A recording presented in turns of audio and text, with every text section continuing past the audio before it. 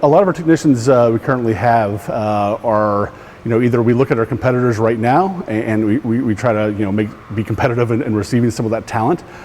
We do have a lot of homegrown type of individuals where they're working with apprentices with our journeyman technicians.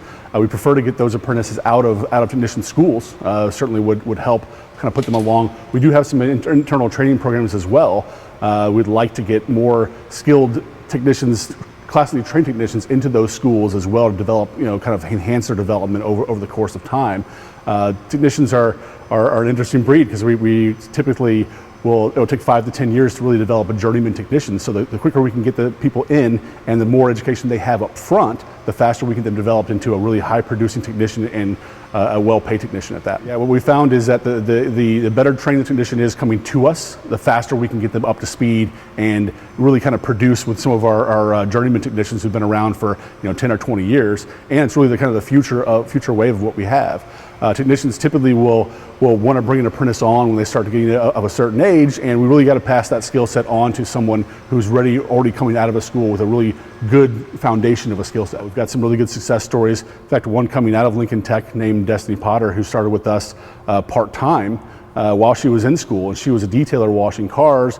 Was trained as a painter, found out maybe that's not really what she wanted to do. She's now in the front office writing estimates and doing very well for us. So we've got multitude of career paths for us, whether you go into the business aspect of it as a general manager of a facility, or you kind of go in from a collision tech to the training aspect. We've got some technical trainers out there that are really kind of keep abreast of all the changes going on that can really apply to career pathing from there.